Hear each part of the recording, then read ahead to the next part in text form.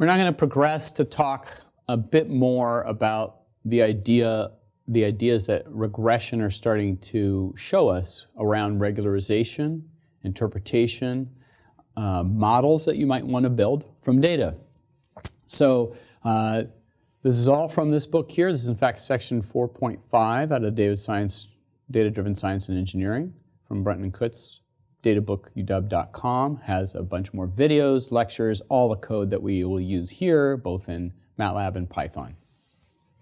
So what I want to start to introduce is this idea that when we do the regression and apply a regularization, this has a really big impact on the kind of models we might want to think about getting out of this, or the interpretation of those models, especially the regularization. That was one of the key things I talked about in the last couple of lectures, that regularization is king. It is so important to think about regularization as part of the modeling process. Okay? And I really want to emphasize this from a historical context around the idea of interpretable models. So I'm giving you two pictures here of two gentlemen, both whom really advocated this idea of what's called parsimony or interpretability, which is you should be building models that capture the bulk of your data, but without being overly complex. That's one way to say it. Or you should make a model sufficiently complex, but no more so than you need.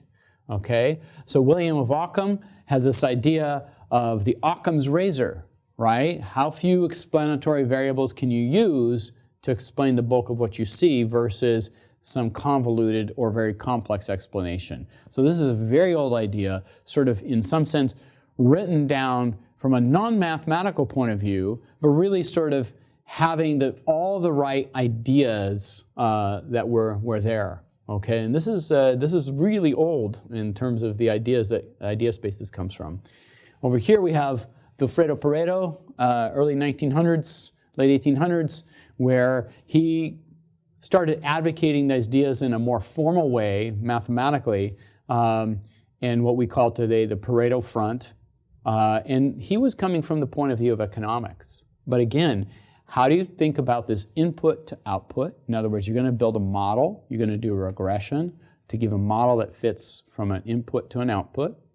And how do you really, what both these gentlemen were trying to advocate was, how do you start giving smaller and smaller number of terms so that you could come back and interpret what your results actually are, right? It's very easy to make a very highly complex model where you get a result that fits something well, but you can't explain why, because it's too complex.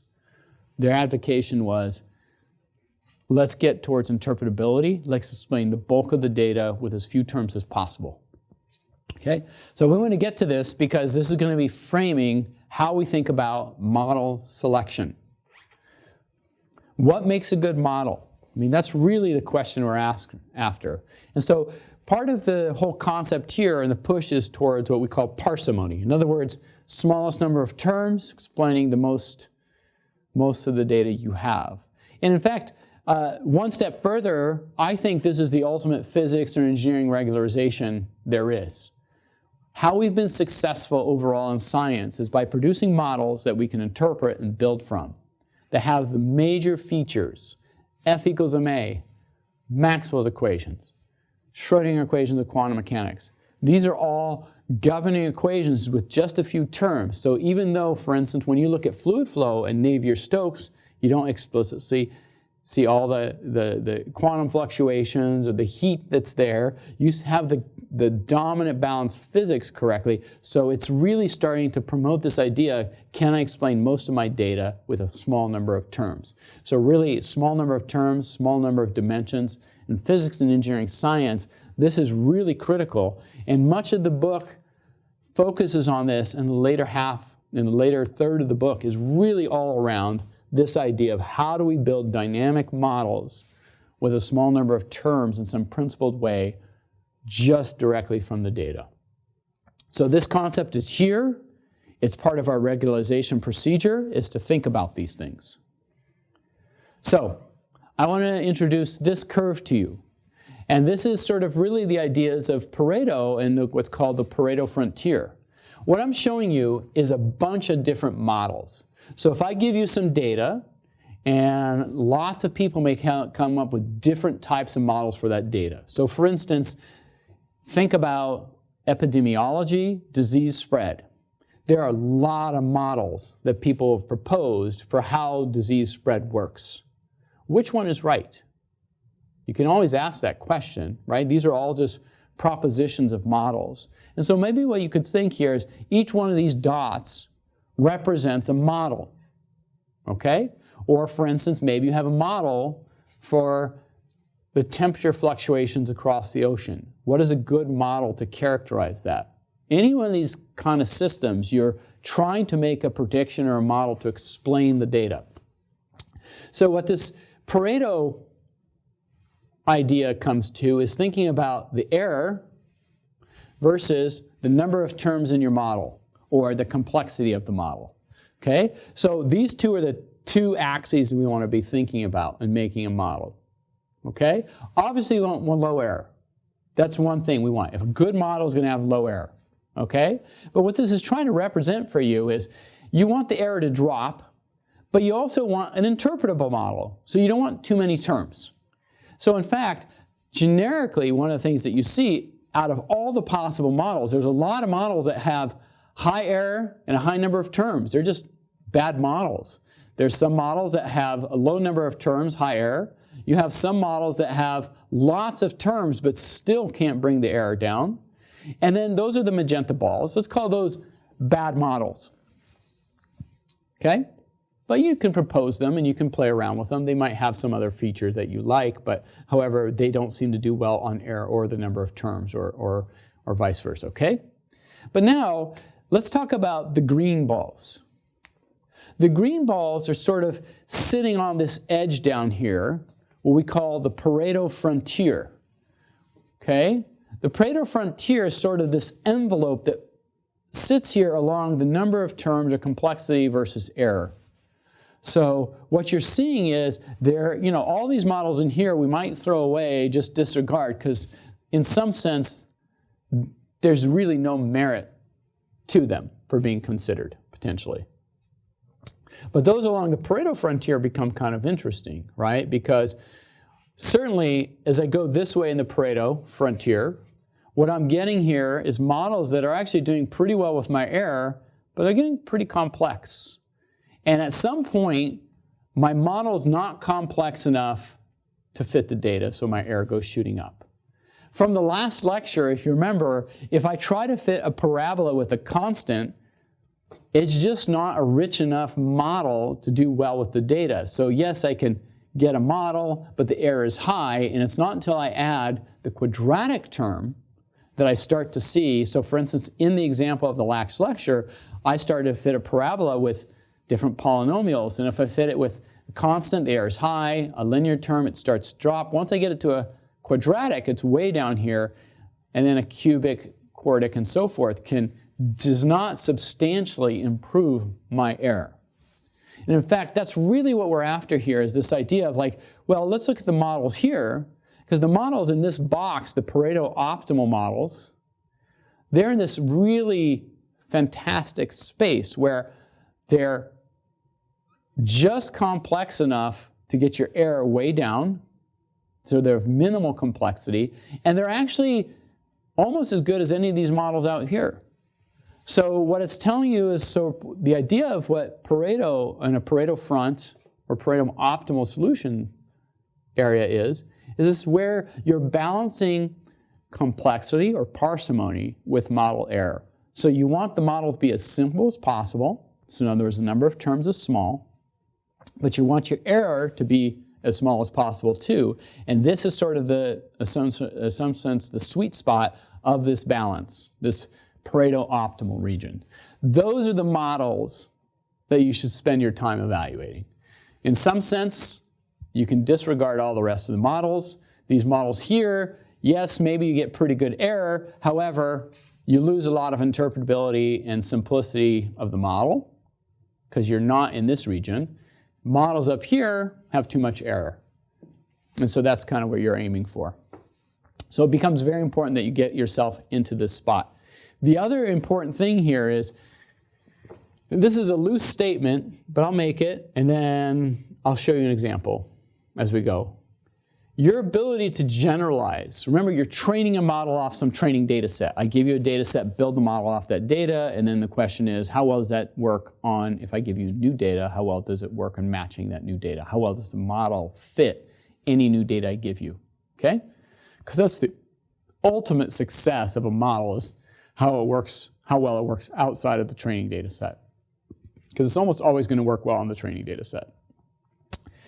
Often, models that sit here in this Pareto optimal region generalize better. They have fewer terms. By having fewer terms, typically this is going to allow better generalization.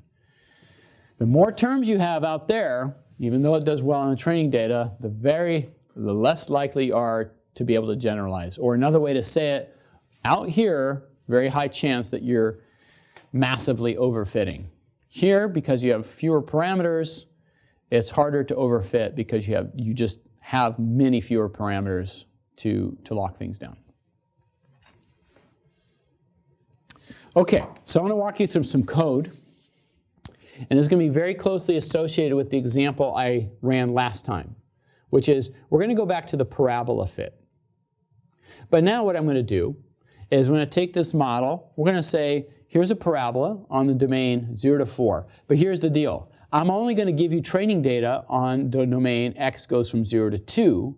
I'm going to ask, how well does your model work predicting what's going to happen in 2 to 4? Now notice the difference of what I've done.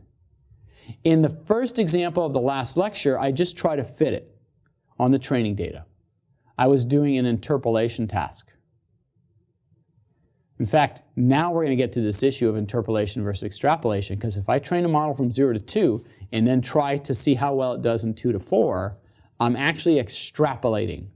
Extrapolation is exceptionally hard.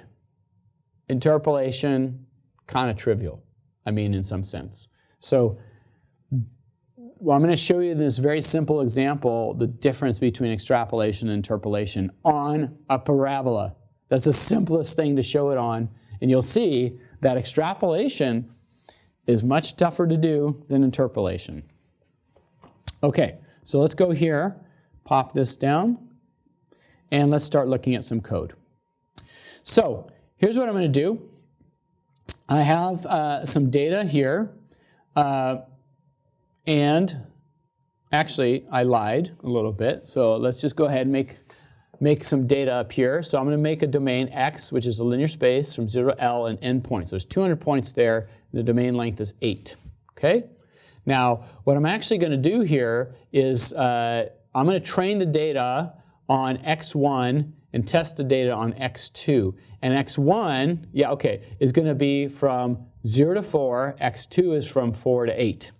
Okay, so it wasn't 0 to 2 and 2 to 4. It was 0 to 4, 4 to 8. Okay, so that's what we're doing here. So I take my parabola, which is just this nice curve.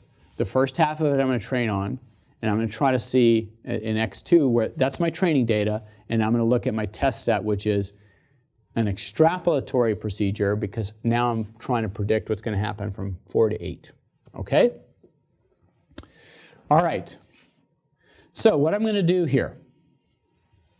Now, in the data, and in the last example I did in the last lecture, I didn't know it was a parabola. So what I did was I said, okay, let me solve it in a bunch of different ways. And in fact, one of the things that happened in that case was the lasso, for instance, kind of highlighted that it seemed like what I had there was in fact a parabola. But if I don't know that, what I'm going to do here is I'm going to go through and walk this m equals 30. What I'm going to do, just to play with the idea of parsimony, is what I'm going to do is walk through the number of model terms. So in other words, I'm going to make a model for this data, which is a parabola, which is a polynomial fit of up to degree 30. So I'm going to do a loop. First, I'm going to fit it with a constant, then with a line, then with, a1 plus a, so then with a parabola which has a linear part and a constant and so forth. Just keep building a higher basis of polynomials to fit this data. Okay? So my model complexity will go up. So and I'm going to go up to 30th degree polynomials. So I start off with a constant fit, a line fit, then a parabola with a linear and a constant term, cubic with a quadratic, linear and constant term, and so forth. That's what this loop is going to do. It's going to walk me through this. And what I'm actually going to do in this loop, I'm going to do two things. One, I'm going to ask the following question. I'm going to go ahead and do this, and I'm going to just use the pseudo-inverse to fit this. Now remember before, when we were doing this, we found that the pseudo-inverse was highly variable. Okay, but notice here, I'm not even, when I do this, I'm going to add a little bit of noise. I'm going to do the fit. I'm going to do 100 rounds of fits. So look at this. This is a loop right here.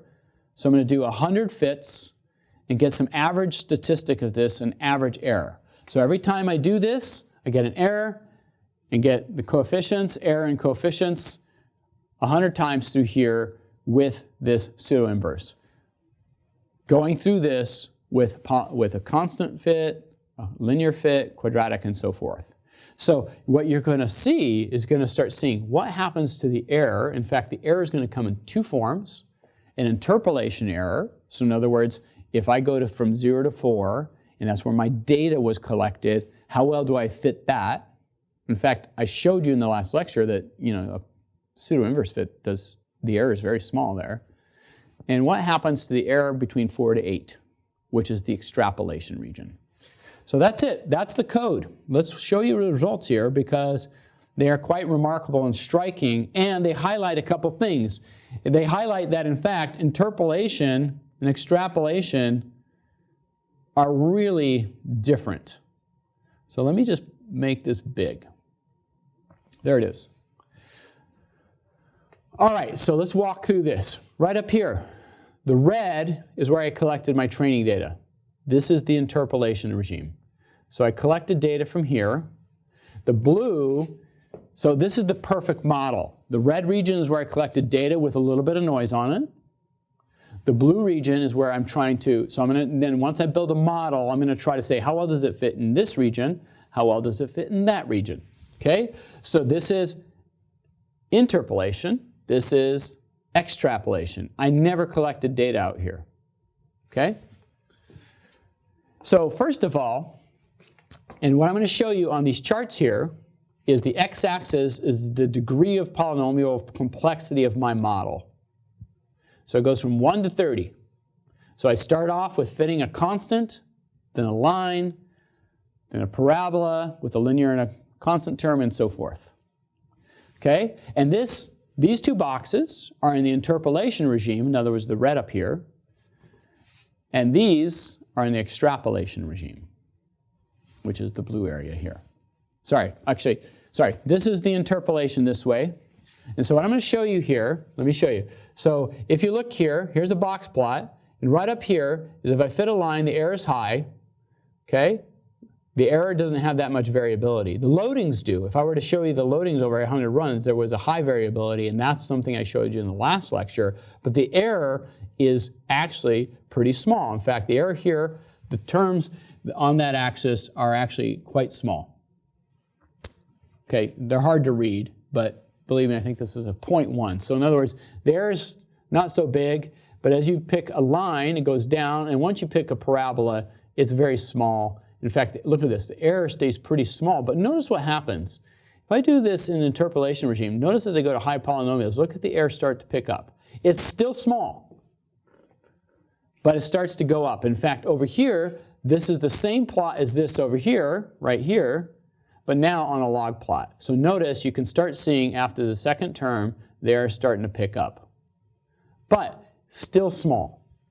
So no matter what happens in this interpolation regime, this is where you extracted the data from, you built a model, you can even build a 30th degree polynomial model to fit this parabola, which is overdoing it, but that's exactly the point. What you really want to do is shrink your model complexity, otherwise you get things like this happening. Okay? So this shows you that, but again, if I'm interpolating, maybe it doesn't matter. But let me show you about extrapolation. Now let's go over here and say, I'm going to build a model from a training data set here, and I'm going to take that model and try to see, can I predict what's going on here? Can I get a good fit to the model out there? And this is that plot here. Again, error versus the model terms. And notice it has the same kind of features as before, but it's now goes like this and then shoots up. And I think you want to notice right there, this is the 10 to the 13th. So the error is massive in the extrapolation regime after a parabola. In fact, right over here, you put this on a log plot. This is on a log plot. This is the error pickup. Notice it picks up steadily the higher degree polynomials you get, but it doesn't start picking up until you get past that cubic. So what it's telling you is something very important. You make a more complex model, it can't extrapolate at all. And I'm showing you this in the simplest case. The whole idea here is just to illustrate a very important point about the Pareto front, about parsimony, about a sparse model, which is this is showing you that you take a complex model in either case and you do worse than if you were to take a more parsimonious model. Now, what you're seeing here, of course, is that my data was generated from a parsimonious model, right, which was the x squared. However, in most physical processes and engineering processes, you often have a dominant balance physics. And that dominant balance physics is typically a balance of 2 or 3 dominant terms. That's what you're trying to get after. And if you try to make something much more complex, notice that your ability to extrapolate or to say anything outside of the regime where you collected the data is almost non-existent. The error is massive. The only thing that extrapolates into that region is if you cut off your model at the parabola. In other words, a secondary polynomial. And when you do that and do the fit, then you can actually do okay up there. As soon as you start making it more complex, your error starts to pick up. And you start picking up some of the higher polynomials, your error starts to become massive so that it doesn't work in that region whatsoever. So this example, I hope, shows you that there's these important conceptions or concepts to think about when you build models, right? Which is, it's not just about the error. I want to emphasize that. Again, it's not just about how well your error works when you train the data. It's how well that error works outside of that training data. And especially if you try to do an extrapolation task, the more parsimonious a representation of a model you can come up with, the higher it's your chance of success of being able to take your model and move it into new regimes. Okay? Now, with that said, I will say there's some caveats to this, especially around modern deep neural nets, which we'll talk about later in the book. Which is, these are very high dimensional models, but often the data they collect is so massive that it's not clear there's even overfitting. If I give you all of pictures that span almost all of image space, you know, can you really give me a new picture that I haven't seen, right? So then, you know, this becomes a very interesting and tricky thing to be thinking about in neural nets, but at least in most of these kind of more regression frameworks, extrapolation and interpolation really matter, and you should always ask yourself the question, are you going to extrapolate or interpolate? And if you're going to extrapolate, or even if you're going to interpolate, build yourself a parsimonious representation. Think a lot about that Pareto frontier. Get your model down there with low complexity where the error drops down. That's where you want to build your models. More information can be found here at databookuw.com, along with the notes for this, all the codes available to you. You can run through all of this here and also check out all the examples we have on the book. And we'll move on next to model selection.